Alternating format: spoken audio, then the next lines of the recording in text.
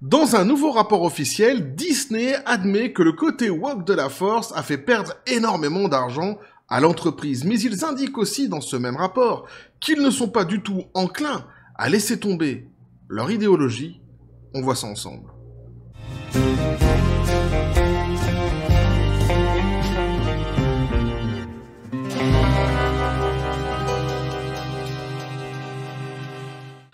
C'est un rapport officiel que je qualifierais d'intriguant belliqueux. Non, pas du tout, d'édifiant, d'hallucinant, de fou, de dingue. Petit café les copains. Pourquoi j'ai dit intriguant belliqueux? J'en sais rien, moi, tu vois. Bref, donc, ici, lorsque je dis que c'est un rapport officiel, pourquoi? Eh bien parce qu'ici, donc c'est la loi qui contraint Disney à nous dire ce qui se passe exactement au sein de l'entreprise. Et oui, le shérif est de retour, il a fini de collectionner les pins et de se bousiller les mains. En le faisant, il va faire parler l'entreprise et ils vont devoir avouer les aveux. Hein, évidemment, et on va se rendre compte que la réalité est tout à fait différente que ce que pouvait nous chanter notamment le PDG de Disney, devenu ce héros incontournable au sein de l'entreprise, hein, la maison Grandes Oreilles, qu'on appelle maintenant le casseur flopper. Il enchaîne les flopbusters à une vitesse exponentielle, c'est extraordinaire. Il est d'une vélocité et d'une constance qu'on n'a jamais vue auparavant. C'est sans doute un génie dans son domaine. Donc Bob Iger qui nous disait que tout allait bien à l'aune justement des chiffres qui étaient sortis au dernier trimestre, hein, qu'ils étaient sur l'autoroute du bonheur, du paradis, et qu'ils allaient atteindre tous leurs objectifs. Évidemment, chanson qui était reprise en chœur par tous les médias à cette époque-ci. On avait vu ensemble que, quand on avait détricoté justement tous ces chiffres lors du live dédié à Disney, eh bien, qu'il y avait pas mal de zones d'ombre et sans doute beaucoup d'esbrouf et d'enfumage de la part du PDG de Disney. Eh bien, on va se rendre compte ici qu'en réalité, on était plus proche de la vérité que ce que pouvaient nous raconter justement et les médias et Bob Iger. Mais au-delà de ça, au-delà en fait de la stabilité ou non financière de l'entreprise, c'est même pas ça qui est choquant ici dans le rapport qu'on va lire ensemble. Non, franchement, c'est même pas ça, parce que ça, on peut s'en douter, oui. À force d'enchaîner les flopbusters, tu te doutes bien qu'à un moment donné, ils ont perdu du pognon. C'est une évidence. Non, mais c'est ce qu'ils disent, en fait. C'est les phrases qui vont sortir ici qui sont justement hallucinantes. Et donc, on nous dit « Walt Disney enterre les objectifs sociaux dans une longue liste de risques pour les investisseurs dans le dépôt requis auprès de la SEC. » Donc on va voir c'est quoi exactement la SEC, mais c'est des filous parce que ici donc hein, c'est un rapport qu'ils doivent donc rendre. La loi les contraint à ce fameux rapport, mais il s'adresse aussi aux investisseurs dedans. On va se rendre compte justement de tout cela, mais d'abord la SEC, donc, hein, c'est la Security of Exchange Commission, donc, hein, aux États-Unis. C'est une agence indépendante du gouvernement fédéral des États-Unis créée à la suite du crash de Wall Street en 1929. L'objectif principal de la SEC est d'appliquer la loi contre la manipulation du marché Tabernacle-Callis. Voilà comment ça se termine. Ah, mais c'est pas moi qui ai écrit le truc en même temps. Donc on nous dit Walt Disney Co. a averti les investisseurs que la poursuite d'objectifs sociaux par l'entreprise pourrait nuire à ses bénéfices. Déjà là, c'est fabuleux, tu vois. Déjà là, c'est fabuleux. Ils ont prévenu leurs investisseurs, donc, hein, que les objectifs sociaux qui sont pris par l'entreprise pourraient nuire aux bénéfices. C'est-à-dire que t'as pas fini d'en bouffer du wok. Ah non, non, non, non, non. Ils perdent du pognon, actuellement, mais ils vont continuer. C'est un truc de dingue. Ah ouais, mais c'est des malades. C'est des fous. La société a fait cette divulgation dans son formulaire DICA déposé auprès de la Security and Exchange Commission pour le dernier exercice. Donc, hein, le formulaire s'appelle le formulaire DICA. Hein. En tant que société publique, Disney est tenu par la loi américaine de déposer un rapport DICA chaque année. Un rapport DICA informe les investisseurs et le gouvernement des risques et des responsabilités auxquelles l'entreprise est confrontée, de ses performances sur le marché, des accords et de l'état de ses opérations. Donc en gros, c'est un bilan global de ce qui se passe actuellement au sein justement donc de l'entreprise, avec aussi des projections pour le futur, évidemment. Donc là, c'est Disney qui parle. Et là, c'est génial parce que en fait, donc tout ça, c'est des phrases qui sont prises dans le rapport. Hein. C'est gold en fait. C'est-à-dire que tu peux les encadrer ces phrases. C'est juste génial. Ils nous disent ici, nous sommes confrontés à des risques liés à un désalignement avec les goûts et les préférences du public et des consommateurs en matière de divertissement, de voyage et de produits de consommation, ce qui a un impact sur la demande pour nos offres et produits de divertissement et sur la rentabilité de chacune de nos activités. C'est juste dingue. Ce qu'ils te disent ici, c'est juste dingue. Juste, tu prends la première phrase. Nous sommes confrontés à des risques liés à un désalignement avec les goûts et les préférences du public et des consommateurs en matière de divertissement. Donc, en gros, actuellement, ce qu'ils nous disent, hein, pour faire bref, on perd énormément de pognon parce qu'on fait absolument tout ce que le grand public ne veut pas. Ils le savent. Et ils assument complètement. C'est juste dingue. Et ils disent qu'en plus, ça impacte chacune de leurs activités.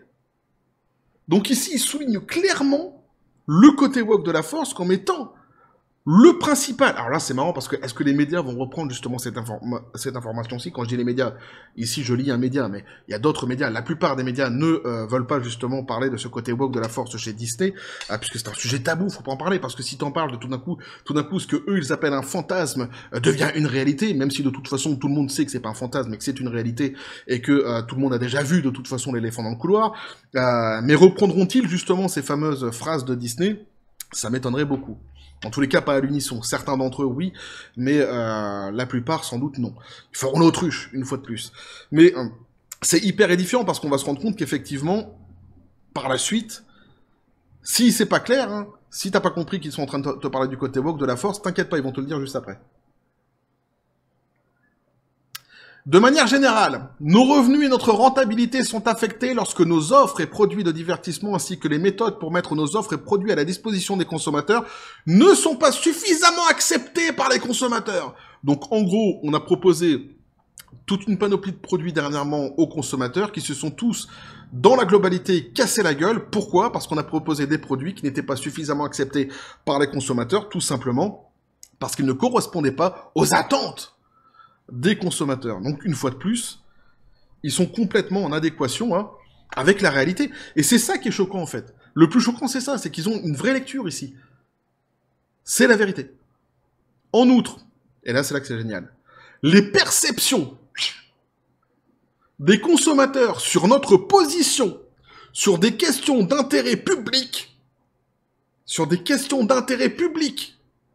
y compris nos efforts pour atteindre certains de nos objectifs environnementaux et sociaux, le fameux score ESG, diffèrent souvent, considérablement, et présentent des risques pour notre réputation et notre marque.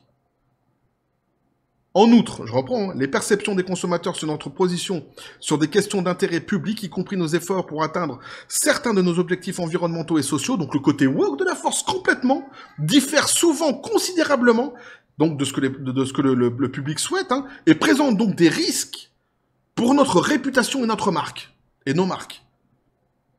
C'est juste génial. Ils sont en train de dire le côté woke de la force est en train de couler l'entreprise. On le sait. Mais on comprend dans la phrase qui nous sort ici, quand ils nous parlent d'intérêt public, que pour eux, ils sont les justiciers. Ils sont pas là d'arrêter. Ah non, non, non, non, non. Ah, ils ont mis la cape et les gants, eux. Ah, ils sont partis, là. Dans un article publié mercredi sur le blog That Park Place, Liu Ghost a critiqué la mention par Disney des objectifs sociaux dans son rapport annuel d'ICA, affirmant qu'il s'agissait d'une tactique de la société pour se protéger si les investisseurs s'inquiétaient d'un impact négatif sur la poursuite de Disney. Des objectifs sociaux sur les obligations fiscales envers les investisseurs. Donc, en gros, ce que nous dit ici, donc, That Park Place, c'est que Disney aurait fait en sorte, justement, de glisser ces fameuses phrases ici pour se prémunir de toute plainte qui pourrait arriver des investisseurs. En gros, les investisseurs, vous êtes prévenus, vous ne pourrez pas, à l'avenir, porter plainte contre nous en disant « on ne savait pas ». Comme ça a été le cas par le passé, certaines plaintes contre Disney, c'est ça. Hein. C'est-à-dire que les investisseurs, évidemment, ils ont injecté du pognon, ils attendent un retour sur investissement. Le pognon ne rentre pas, donc ils se disent, mais attendez, le pognon rentre pas, mais c'est à cause du côté woke de la force, et vous nous aviez pas prévenu que vous alliez prendre ce virage idéologique, sans quoi on n'aurait pas investi chez vous, tout simplement. Là, ici, en fait, ils nous disent que en mettant ces phrases-ci dans le rapport, justement, eh bien, Disney se protège des éventuelles futures plaintes qui pourrait justement surgir de la part des investisseurs. Et pour ceux qui n'ont pas bien compris, il explique justement après mieux, et il dit « Qu'est-ce qu'une entreprise publique à but lucratif a à faire pour adopter et épouser des objectifs sociaux ? Pourquoi font-ils cela en fait ? Lui nous dit donc qu'il n'a pas lu toutes les pages du rapport, mais quelques-unes, et il a dit « Je n'ai jamais vu une entreprise dire « Hey, nous sommes en affaires pour plaire à nos clients, mais nous avons des objectifs sociaux. Et s'ils ne les aiment pas et ne sont pas satisfaits, on les emmerde et on risque, et on mise tout là-dessus. Jamais !» a écrit donc Ghost. C'est ses mots à lui, hein. Mais c'est effectivement aussi ce que je pense. C'est fou. Et oui, qu'une entreprise de divertissement on soit arrivé donc à dire dans leur rapport exactement ça, c'est-à-dire normalement on est là pour protéger vos intérêts, mais en fait vous n'allez pas recevoir d'argent et on s'en fout, on vous emmerde parce qu'on continue nos objectifs sociaux, c'est tout simplement dingue. Là on rentre vraiment dans cette folie idéologique qui est complètement en fait, hein, comment je pourrais dire, intégrée à Disney. C'est pour ça que quand certains disent « Ouais, mais en fait, ils sont pas woke, ils sont manipulés par... » Non, mais dans l'entreprise, en réalité, il y en a un paquet qui le sont complètement woke. Hein. Il n'y a aucun souci là-dessus. De toute façon, c'est pas du tout un mystère, hein, que ce soit Bob Iger, que ce soit Kathleen Kennedy, ou d'autres encore. Hein. Ils sont complètement derrière cette idéologie, et ils en sont les porte-étendards, ils en sont fiers en plus. Hein. Et oui. En fait, je suis sûr que le langage est là parce que leurs avocats ont incité... Ce langage, voilà, est là sur le fait que si vous voulez devenir une société qui va vers les objectifs sociaux comme cela, vous devez avertir les gens que c'est un risque afin qu'ils ne puissent pas revenir et dire « Je pensais que vous étiez comme toutes les entreprises rationnelles et que lorsque j'investissais chez vous, je ne faisais pas une grosse connerie. » En gros, c'est ce que lui sous-entend, que les avocats ont demandé à Disney de clarifier cette chose-ci, comme j'ai dit, justement pour éviter les plaintes futures. Mais c'est assez logique, hein, étant donné qu'ils se sont pris des plaintes dernièrement, que leurs avocats leur aient dit justement dans ce fameux rapport d'écrire cela, c'est assez cohérent, effectivement. L'inadéquation entre les préférences des consommateurs et les objectifs sociaux de l'entreprise, notamment sa volonté d'inclure du matériel pro-LGBT dans le contenu destiné aux enfants, a eu un impact sur ces chiffres. Eh ouais, les prédateurs. Les fameux prédateurs d'enfants, effectivement, c'est une des grandes conséquences, hein, au désamour de Disney actuellement de la part du grand public et des consommateurs, j'arrête pas de le dire, et c'est vrai que c'est de plus en plus quantifiable, on a de plus en plus de toute façon de retours et de chiffres qui tombent sur ce fameux désamour entre les consommateurs, les fans, le grand public et la maison aux grandes oreilles. Dans son rapport annuel, Disney a reconnu une baisse de 14% de ses impressions ou de l'audience selon Breitbart. La société a également connu une baisse de revenus de licence pour les produits de marques traditionnelles tels que Star Wars, La Reine des Neiges et Toy Story, a rapporté Breitbart. Lui, il nous dit donc que ce sont des marques à bas prix, des marques historiques, des oies dorées qui n'ont jamais cessé de produire, a écrit donc le commentateur de Breitbart, John Nolt. Pendant près de 100 ans, Mickey Mouse était infaillible. Pendant plus de 40 ans, Star Wars était infaillible. Pendant près de 30 ans, Toy Story était infaillible. Mais les objectifs sociaux, méprisables et pervers de Disney semblent désormais nuire à 3 des marques les plus universelles et les plus appréciées jamais créées.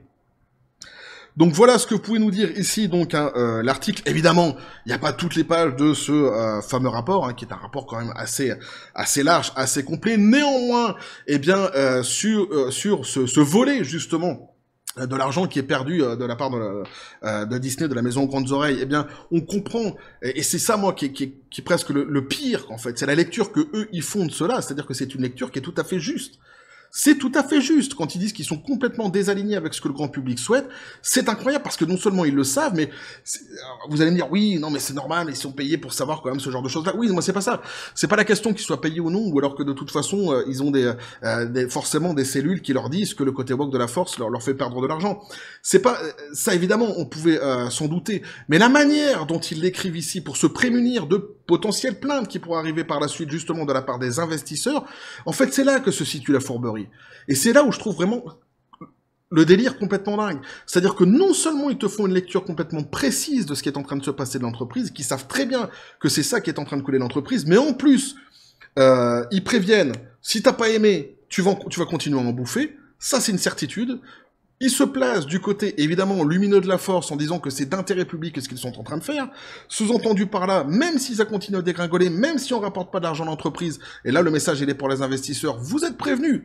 Hein, vous êtes prévenus, on vous emmerde. En gros, c'est ce que l'article nous disait ici, et c'est aussi la lecture que je fais moi de ces fameuses phrases. Et ça, en fait, je trouve ça tout bonnement hallucinant, parce que ça rajoute de l'insulte à l'insulte.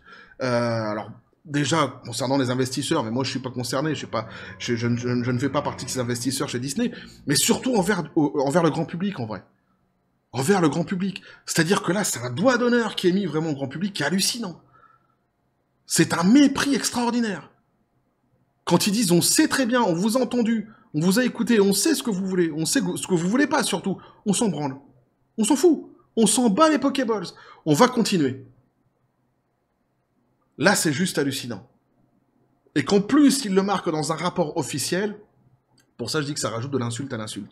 Moi, ça m'a tout simplement fait halluciner de lire ce genre de choses. Alors, pour schématiser, hein, ce qu'on vient de voir ici, c'est d'une part, donc Disney reconnaît complètement que c'est le côté woke de la force qui est en train de les démolir actuellement. Alors ça, c'est évidemment un petit message pour toute la presse mainstream qui refuse de le dire.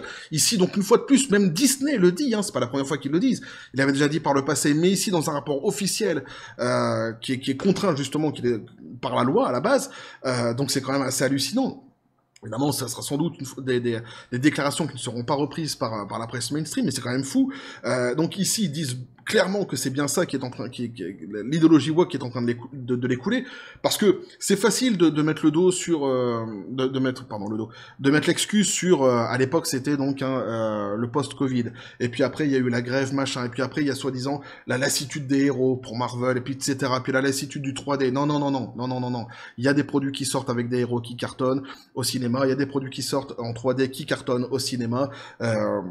Il y a toutes sortes de films et de productions, de tout genre d'ailleurs, de tout style, qui cartonnent au cinéma. Ce sont les productions Disney qui, dernièrement, se cassent systématiquement tous la tronche.